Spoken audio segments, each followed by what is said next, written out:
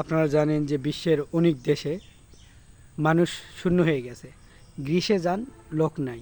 Sweden যান, লোকজন নাই, রাস্তা ফাঁকা।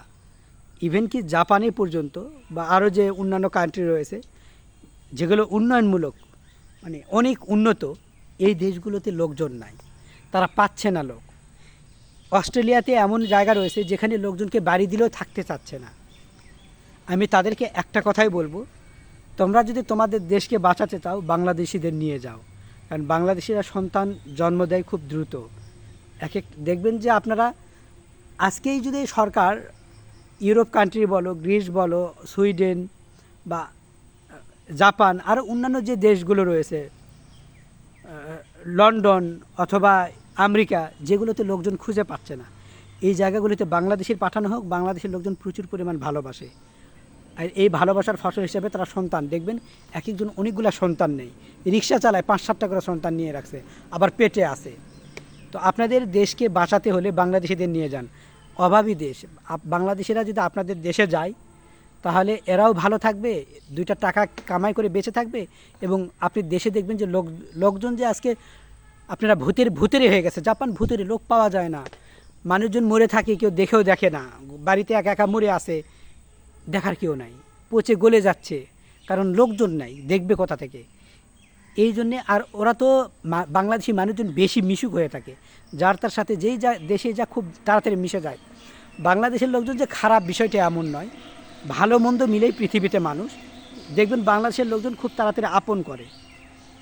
আর যারাই খারাপ হয়ে যায় কোনো না কোনো কারণবশত তারা খারাপ হয়ে গিয়েছে, হয়তো তারা ভালো হবে এমন কোনো সুযোগ পায়নি বা তাদের মাথায় এরকম আসেনি। বাংলাদেশের লোকজন আমরা যে বলি খারাপের পাশাপাশি ভালো অসংখ্য রয়েছে, যারা টাকার অভাবে যাদের জীবন খুব কষ্টে যাচ্ছে, যে তাদেরকে যদি সরকার এই দেশগুলোতে, অস্ট্রেলিয়াতে যেখানে মানুষ পাওয়া যায় না, গ্রিস যেখানে কোনো মানুষজন নাই, কি বলে জাপান যেখানে লোকজন প্রতিনিয়ত শূন্যের কোঠায় চলে যাচ্ছে, পাচ্ছে না। আমেরিকায় দেখবেন রাজহাঁস, হাজার হাজার রাজহাঁস রাস্তায় এসে একবারে রাস্তা নষ্ট করে ফেলতেছে, আমেরিকার লোকজন সেগুলো খায় না। আর বাংলাদেশের রাজহাঁস, একটা রাজহাঁসের দাম 2000 টাকা, 1500 টাকা, এরকম 1200, সর্বনিম্ন নিতে গেলেও মনে হয় 600-300 এরকম করে পাওয়া যায়।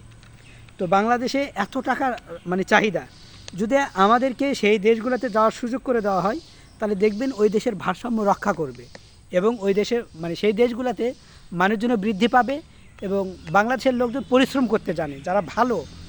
দেখবেন অনেক বাংলাদেশি কিন্তু প্রচুর পরিশ্রম করে, কোম্পানিগুলো টিকিয়ে রাখছে, কেউ বড় বড় নিজে নিজে বিজনেস করতেছে। এটা হলো বাংলাদেশি মেধা। বাংলাদেশিরা প্রচুর পরিমাণে পরিশ্রম করতে পারে, তাদেরকে যদি সেই জায়গায় অস্ট্রেলিয়া বলো, আমেরিকা বলো, গ্রিস বলো, সুইডেন বলো, ইউরোপ কান্ট্রিগুলোতে যদি এদেরকে যাওয়ার সুযোগ করে দেওয়া হয় তাহলে দেখবেন এই দেশগুলো মানুষজন বৃদ্ধি পাবে, সেই সাথে সাথে এই দেশগুলোতে কাজের জন্য যে লোক পাচ্ছে না সেটারও সংকট দূর হয়ে যাবে। আমি আমার সরকারকে অনুরোধ করব, বাংলাদেশের সরকারকে, খুব দ্রুত, বাংলাদেশে যেহেতু বেকারের হার বেশি আর মানুষের সাথে মিশতে পারে বেশি, ইংরেজি যাতে করে খুব দ্রুত শিখতে পারে, এবং সেই সাথে প্রতিটা এই ইউরোপ কান্ট্রিগুলো বিদেশে যাতে আমরা যেতে পারি এই ব্যবস্থা করে দেওয়া হোক। কারণ নতুবা জাপান শেষ হয়ে যাবে, তিলে তিলে জাপান কিন্তু ধীরে ধীরে শেষ হয়ে যাচ্ছে। জাপানদের বলবো, তোমরা বাংলাদেশিদের এমনিতেই নিয়ে যাও, যেভাবে পারো, যত দ্রুত পারো নিয়ে যে তোমাদের কাজে লাগাও, দেখবে তোমাদের দেশও সুন্দর থাকবে। বাংলাদেশের মানুষজন খুব রোমান্টিক হয়ে থাকে, তারা আদর ভালোবাসা এই জিনিসগুলো বোঝে, সন্তান নেওয়াকে তারা ভাগ্যবান মনে করে বোঝে। তো এদেরকে নিয়ে যাও, দেখবে দেশ সুন্দরভাবে চলবে। কারণ এরা ভালোবাসা পায়নি বিধায় বাংলাদেশের লোকজন ভালো হতে পারেনি। যদি সত্যিকার অর্থে এরা ভালোবাসা পেত, সুযোগ পেত, তাহলে বাংলাদেশের লোকজন কখনো খারাপ হতো না।